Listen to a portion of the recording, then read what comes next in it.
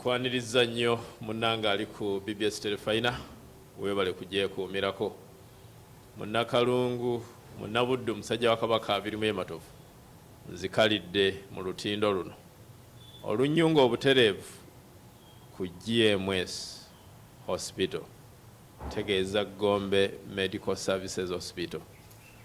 Lwaki ndyogerako nnyo kubanga lyeri nsobozesa okukkalira mu pulogulaamu eno ate lyeri nsobozesa okufuna abasawo abalina obukugu obw'enjawulo mu bunoonyereza obw'enjawulo ne bajja okubasomesa ne bajja obbajjukiza lwaki olina okuba omulamu osobole okunyumirwa obulamu mu nsi muno. Bwe njogera ku GMS Hospital, Gombe Medical Services Hospital, basangibwa nno wano ku Balintuma Road. Bw'oba ova e Mengo ng'odda e Nankulabye oluyisa University awo GMS Hospital oba obalaba. Ate ne bw'oba ova Nankulabye ng'ojja Mengo oluyisa ewakayiwa awo n'otuuke wali Hamps ye ate eddwaliro libula. Abo be banteekamu ssente be bateeka mu Telefina era be banoonyeza abasawo abakugu bajje bakusomesa eggwandaba era mpuliriza.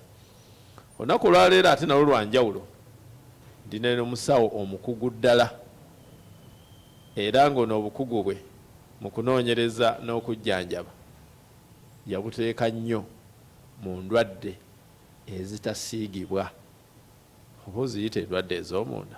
Alina n'ekyoluzungu ky'atera okukozesa non-communicable diseases.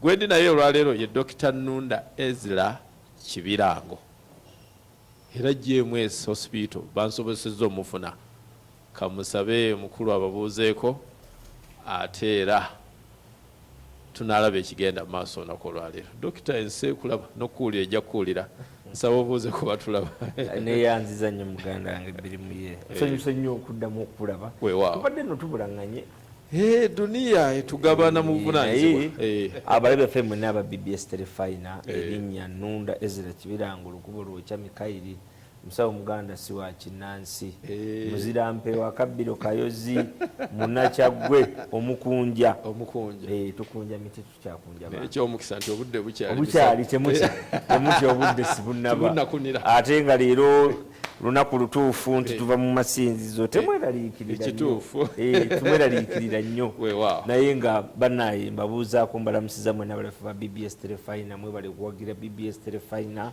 Musawo oli mukugu mu ndwadde ezitasiigibwa zoteogita ez'omunda non-communicable disease. Omanyi kizibu nnyo okunyonnyola byenkola. Omusawo w'abaana mwangu okunyonnyola pediatrician. Omusawo w'abakyala gynecologist ntawe omusawo w'abakyala ow'amannyo omusawo w'amannyo mwangu ow'amaaso mangu omusawo w'obwongo mangu omusawo w'amagumba mangu naye bwe mbugamba physician kubanga mba nkugambye nti endwadde ziri endala zonna nzijjanjaba. Kitegeeza nti endwadde ez'abakulu zonna eziteekuusa ku byabali nzijjanjaba naye ate n'ebyabwe bisookera wange era ebiseera ebisinga batuyita okubayambako. So physician ajjanjaba endwadde ziri zonna naye ate nze ebyange nenyongera nenteeka essira ku ndwadde ezitasiigibwa omuzungu zayita non-communicable diseases. Zeziriwa non-communicable diseases buli ndwadde gy'omanyi nti tosobola kugijja ku muntu mulala. Gambeka tulabanga ssenyiga eyo endwadde esiigibwa ekifuba kisiigibwa amaaso gano getubaddemu aga red eyes gasiigibwa covid yasiigibwa naye pressure tosobola gikusiiga. Sukaali sisobola kumukusiiga obeera na sukaali otegedde kansa sisobola kumukusiiga sikiwuliranga okitegedde kati endwadde bwe zityo asthma sisobola kumukusiiga alusazi naye omunsiiga sisobola kumukusiiga alusa naye endwadde zetuteekako essira ennyo zetuyita non-communicable diseases ze endwadde zino wammanga endwadde nga pressure endwadde nga sukaali endwadde ez'ensigo endwadde ezimu ez'omutima tetusobola kuzisiiga kuva ku muntu omu kudda ku mulala wazira zijja olw'ebyo bye tukola oba oluusi okuva ku ndagabutonde yaffe ebyensikira n'ebyaffe muzungu kyandiise DNA nti jjajja yalina pressure nange mulina maama yalina sukaali ensonga laki nange mulina era kankayiseewo kano nako nti bw'obeera ng'oli eyo ng'olina maamawo jjajjaawo taatawo baganda bwe balina pressure sukaali oba myaka emeka oba myaka emeka teweeyibaala kitegeeza nti naawe osobola okukola ki omufuna so ze endwadde zituyita non-communicable diseases ekigambo pressure oba pressure mu lufuutifuuti hypertension or high blood pressure kyekitegeeza nti omubiri gwe guba gulemeddwa okukwata pressure ne gugiremeza mu nteekoteeko mwalina okubeera mu control katonda yatutonda ffenna nga tulina obusobozi omubiri kwegamba okuba ne control kanjiyite regulator nga woolaba paasi ng'ogitaddeko erina kye bayita thermostat nti omuliro gwe bagwoseetinze guba nga tegunnaba kutuuka ng'eyaka bwe guba nga gutuuse ng'ejjako ereme kwokya omuliro gwe gukumalewo gulaba ng'ogukka ng'eddamu ng'eyaka katonda kye yateeka mu mibiri gyaffe teyagiteekamu buli kimu ky'omanyi kyolina ku mubiri gwe kirina thermostat pressure sukaali amazzi mu mubiri okwebaka n'okuzuukuka buli kimu kirina control era bikolebwa ffe situmanyi nga katonda yakola omuntu singa tugamba nti omuntu kompyuta katonda yakola super kompyuta terinaba kukolebwayo gamba n'abakola kompyuta bakoppa mibiri gyaffe butereevu so omubiri gulina obusobozi obumanya nti pressure ya bbirimu etandise okukka ne guteekawo ebintu okugimaintaininga waliwo webagisetingira ffenna nti pressure eyawaggulu gye bayita systolic erina kuba wakati wa 9 ne 12 yennomu pressure eya wansi gye tuyita diastolic erina kuba wakati wa 6 ne 85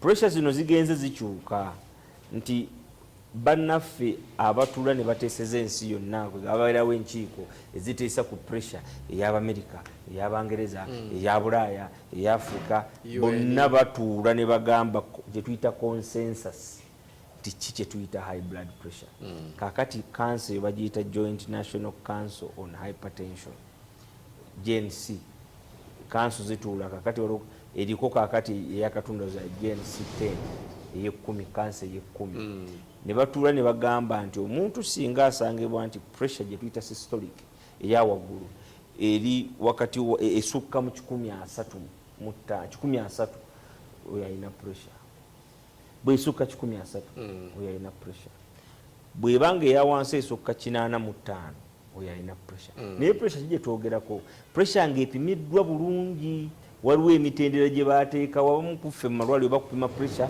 wakava kudduka omusawo andeka wakava mu takisi kuyomba nawa takisi owa boda abadde akukubye olinnya amadaala ne bakupimirawo pressure si yeeyo pressure gye twogerako twogera ku pressure nti omuntu atudde entende atudde bulungi akakkanye okumalira kikaze nga 2 oba 3 ebyuma byebakozesa okumupima bituufu bituukiranye netugamba nti bakupimye nti esukkaawo tukatubatiza pressure netuba ne pressure gyetuyita nti eyeewaka gye tuyita ambulatory blood pressure nti pressure nga ntambula waliwo amasaawa gano ge tuba nagaga digital nti essaawa ezo bazisetinga nti zisobola okupima pressure waliwo n'obumu bwa pressure bwebateekako obulala babuteeka wano nti pressure nga ntambula nkola emirimu gyange egya bulijjo eya waggulu terina kusussa 13 eya wansi terina kusussa 85 bwe bisukkawo nina pressure waliwo ekizibu awo oba ewaka nti ndi mu byange ewaka ntambula ndi ku byange neŋŋamba nti ku makya neepimye pressure kasita ebanga esussa 13 ku 85 olina pressure bwe nzija mu ddwaliro ne bapima pressure yange emirundi 2 nga gyeyawulidde essaawa 6 nti mpimye 2 ku ssaawa emu nga pressure esussa 13 eya waggulu eya wansi esussa 85 ne mupima ku ssaawa 7 era nga kyali kyekimu nga ndyoka nkubatiza pressure twegendereza nnyo pressure zetufuna mu ddwaliro kubanga waliwo kye tuyita white coat hypertension kyeki mulimu abantu nga yewe olulaba ku kyeru bwati nga pressure eriyo gye bali bangi nga jja mu ddwaliro ojja mu ddwaliro omupima pressure ebeera waggulu bw'omugamba agende ewaka yepime ebeera bulungi nga batya ddwaliro so ebyo byonna tulina okubitunuulira nga tugamba nti pressure eno kanyongere njitanyeko katono gye tuyita systolic pressure. Omutima guno nga gusindika omusaayi okutambula okuyita mu musuwa omunene gye tuyita systolic. Nti olw'okuba nti omusuwa guno ogutwala omusaayi kuva ku mutima okugenda mu mubiri gwonna gye tuyita aorta eyinamu pressure ebeeramu kubanga bw'otunuulira sayizi yaagwo munene n'omubiri gwagwo munenemu. Wabaawo pressure ebeeramu omusuwa ogwo erina okubeera nga 80 ku 9. Kati omusaayi okusobola okuyitamu obulungi pressure erina okusukka ku 9, kwe kugamba nti bw'erinnya n'etuuka 120 ne gulyoka gukola ki guyitamu. Diastolic ye pressure nga kakati chamber eza wansi ez'omutima zijjuza omusaayi terina kwambuka kusukka 85. Awo wenyini otugenda okutandika pressure. Ali ku BBS Telefina ndi ne Dr. Nunda Ezra Kibirango, omukugu mu ndwadde ezitasiigibwa oba buli omu obulwadde bwatakwasa munne ne bw'oba omuliraanye atusomesa naye nga bw'agenda maaso n'okusomesa kaneetoolemu katono nkomewo.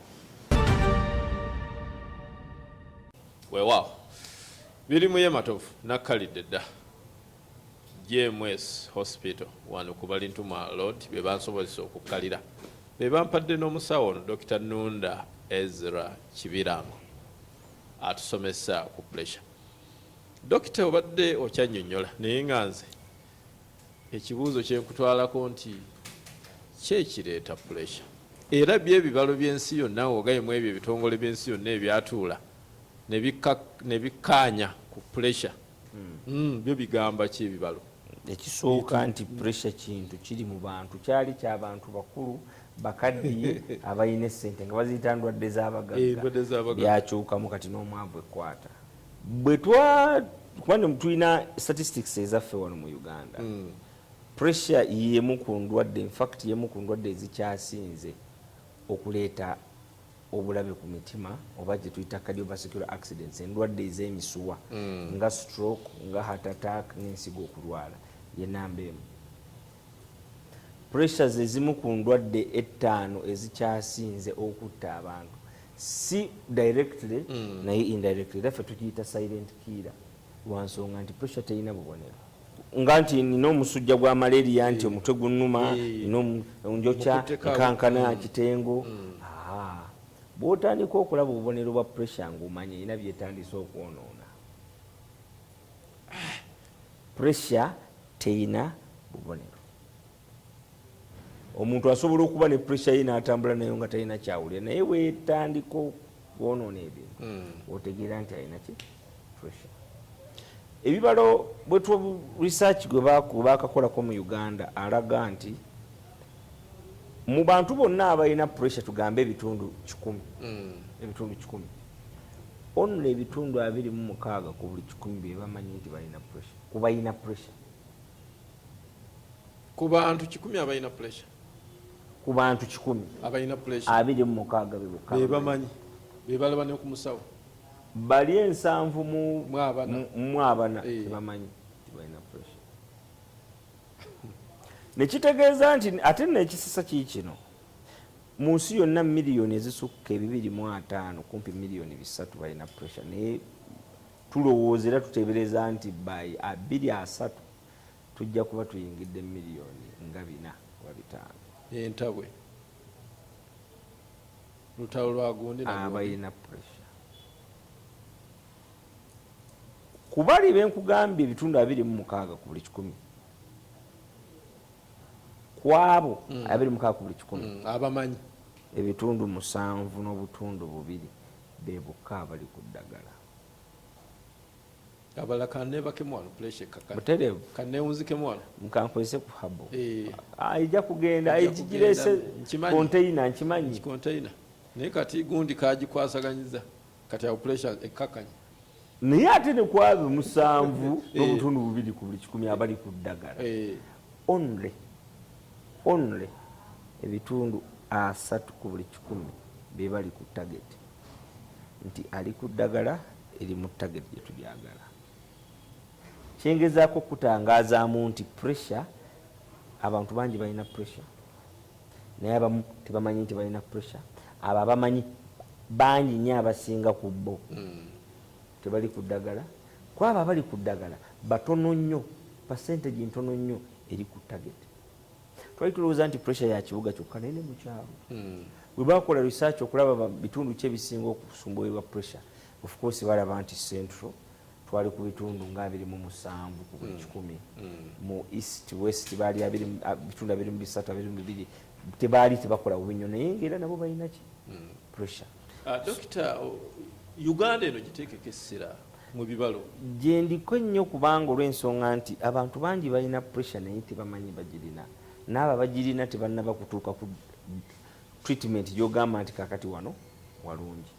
Akanneewuunyisizza kwegamba nti n'omwana ali mu Nansalo wa Scooby-Doo asobola owa Scooby-Doo bwe tuba tusengeka pressure eyina emitendera mingi. Waliwo gye tuyita primary hypertension nti eyo teriiko cause yonna, eyo yaba ensikirano ate etera kubeera mu bakadde myaka 55 n'okweyongera waggulu nti jjajja yagirina ne jjajja wuli yagirina, so naawe osuubirwa ye primary. Tewali kye tuyinza kutunulira kwekwasa nti kyekireese pressure.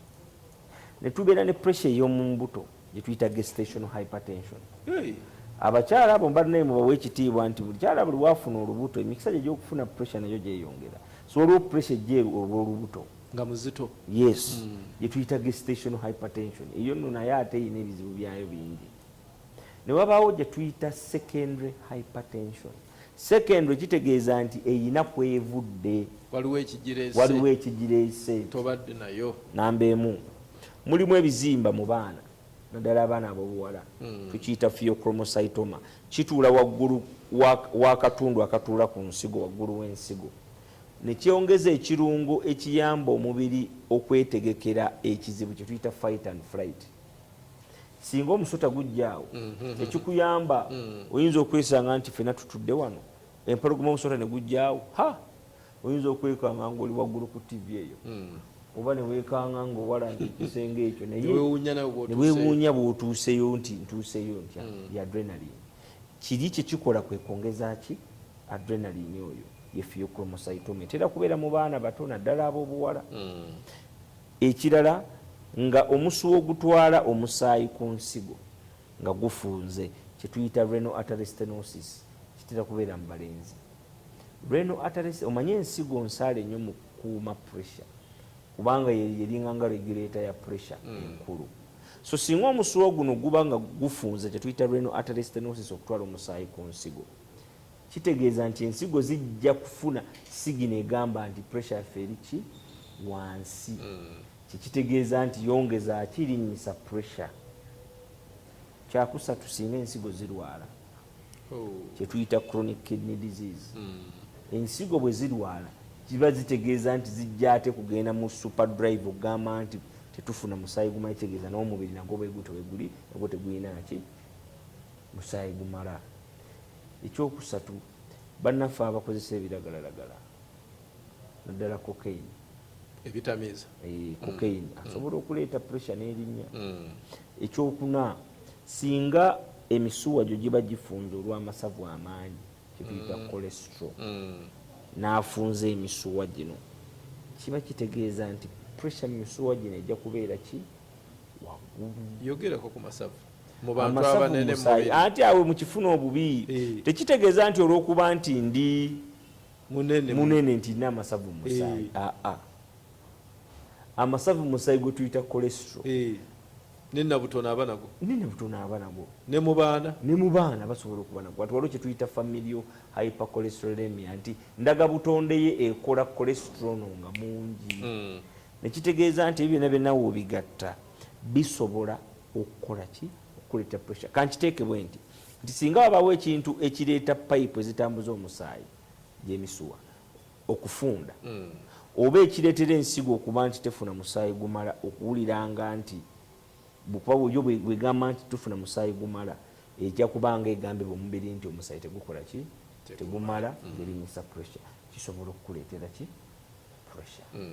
so waliwo kye tuyita primary ne secondary hypertension era kaakati mu mwana ow'emyaka giri wansi myaka 45 n'okukka wansi nga olina pressure tulina okusooka ne tunoonya ekireese pressure because tumanyi nti most likely eyo secondary hypertension. Myaka 65 ng'olina pressure tujja kubinoonya nedda waliwo kye mbadde nabidde kikulu nnyo lisakkiro kye tuyita thyroid. Hyperthyroidism naye asobola okuleeta ki pressure.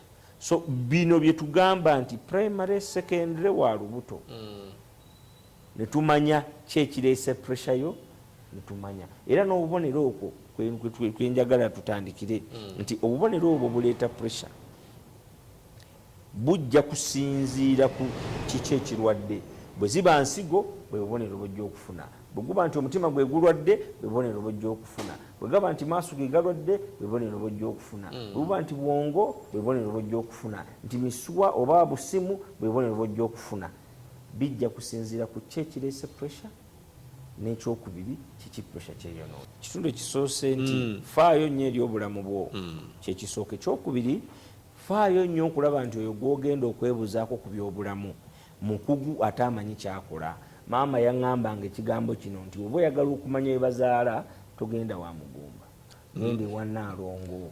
Kadde mu bakawulire bw'obanga oyagala okumanya engeri gye bazaala genda ewuuli yazaalako abaana abangi, si ku mugumba, kubanga kyajja okugamba nti bizibu tebisoboka. So nga Nnaalongo azadde bangi ajja kuwulira nti bakola bati bakola bwe bati. Banne mulekerawo okubuzaabuzibwa abantu abatamanyi kye bakola. Ekisembayo mufeeyo nnyo okwekebeza.